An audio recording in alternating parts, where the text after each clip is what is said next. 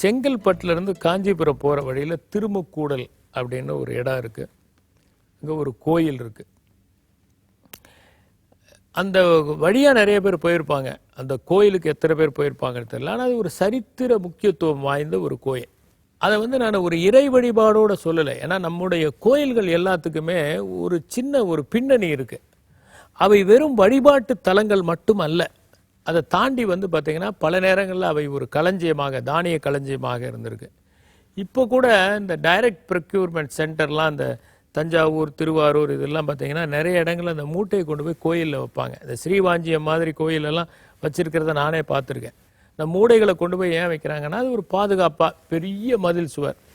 வெள்ளம் வந்தால் மக்கள் போய் தங்குவாங்க. ஏதாவது ஒரு இயற்கை சீற்றம் வந்தால் அங்கே போய் தங்குவாங்க.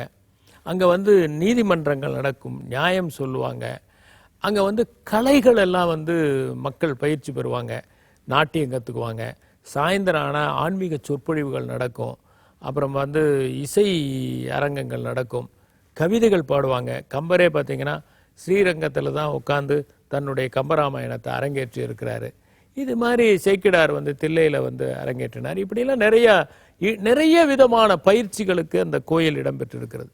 இந்த திருமுக்கூடல் ஒரு காலத்தில் பார்த்தீங்கன்னா அது ஒரு சின்ன யூனிவர்சிட்டி மாதிரி. வீரராஜேந்திரன் காலத்தில் அது சோழ மன்னன் வீரராஜேந்திரன் காலத்தில் ஒரு யூனிவர்சிட்டி மாதிரி நிறையா கல்வி சொல்லி கொடுக்குற விஷயத்துக்கெல்லாம் அது பயன்பட்டது அப்படிங்கிறத நம்ம படிக்கிறோம். ஆக ஒரு கோயில் அப்படிங்கிறது என்னென்னா ஒரு வழிபாட்டு தலம் அல்ல. அதை தாண்டி மக்களுக்கு தொடர்ந்து அறிவையும் அன்பையும் ரசனையையும் வளர்த்து கொள்வதற்கு வாய்ப்புகளை உருவாக்கி தருகிற ஒரு இடமாக இருந்திருக்கிறது. இதுதான் ஒரு கோயில். இன்னைக்கு நம்ம அந்த கோயிலை இவ்வளவு சிறப்பு வாய்ந்த கோயில்கள் கிட்டத்தட்ட நம்மக்கிட்ட 34,000 கோயில்கள் இருக்குது தமிழ்நாட்டில். அதில் கிட்டத்தட்ட ஒரு 500-600 கோயில்கள் மிகப்பெரிய கோயில்களாக இருக்கும். அதில் எப்படியும் 200-300 கோயில்கள் 1000 ஆண்டுகளுக்கு மேற்பட்ட கோயில்கள். ஒரு தோராயமாக சொல்கிறேன் நான். இப்போ இந்த கோயில்கள் எல்லாம் இவ்வளவு சிறப்பு வாய்ந்த கோயில்கள் இருக்குது. நாம் வழிபடுறதுக்கு தான் கோயிலுக்கு போகணுங்கிறது இல்லை. சும்மா கூட போனீங்கன்னா அந்த கோயிலை பார்த்தீங்கன்னா அங்கே இருக்கக்கூடிய அந்த சிற்பங்கள், அங்கே இருக்கக்கூடிய அந்த ஓவியங்கள். இப்போ தஞ்சாவூர் பெரிய கோயிலில் இருக்கக்கூடிய சோழர் கால ஓவியங்களில் ஒரு நாய் ஒன்று இருக்குது. அந்த நாய் அலங்கு அப்படிங்கிற ஒரு நாய். நல்ல உயரமாக கம்பீரமான ஒரு நாய். பார்த்தீங்கன்னா கிரேட் டேன்னு இன்றைக்கி சொல்கிறோமே அந்த அளவுக்கு பெரிய ஒரு நாய் சோழர்கள் காலத்தில், ராஜராஜ சோழனுடைய காலத்தில் இருந்திருக்கு.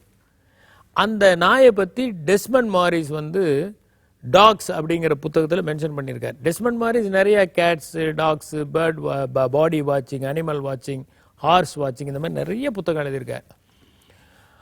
அப்போ அந்த அலங்குங்கிற ஒரு நாய் என்னென்னா one of the most ferocious tax.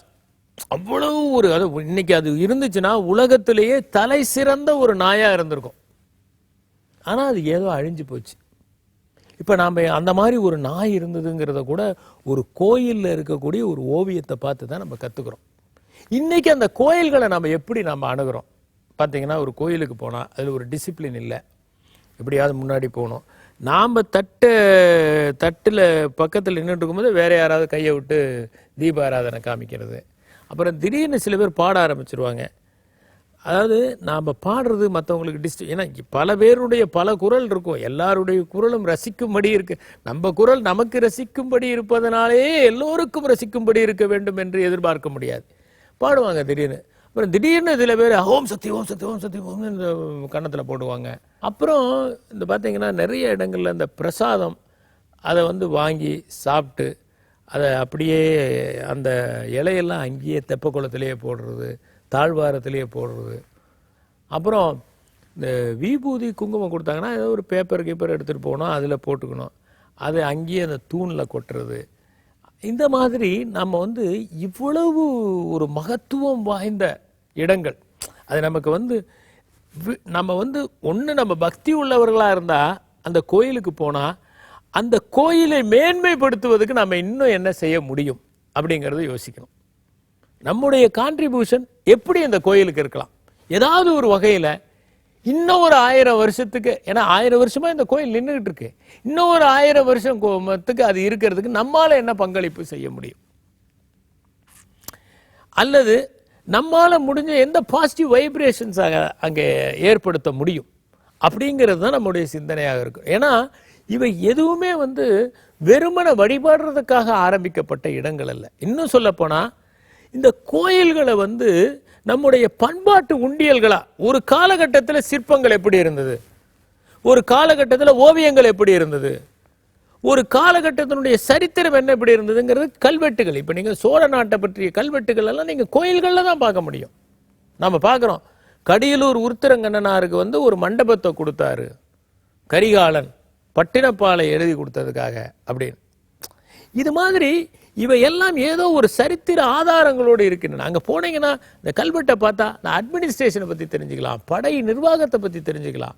இது மாதிரி பல தகவல்களை தெரிஞ்சுக்கிறதுக்கு இந்த கோயில்கள் ஆதாரங்களாக விளங்கின.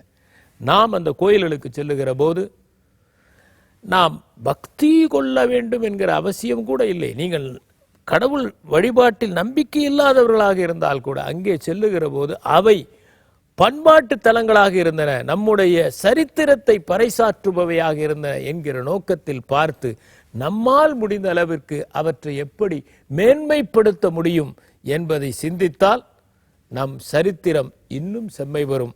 வருங்கால சந்ததியினர் இன்னும் அதிகமாக அவற்றை பற்றி தெரிந்து கொள்வார்கள். நன்றி, வணக்கம்.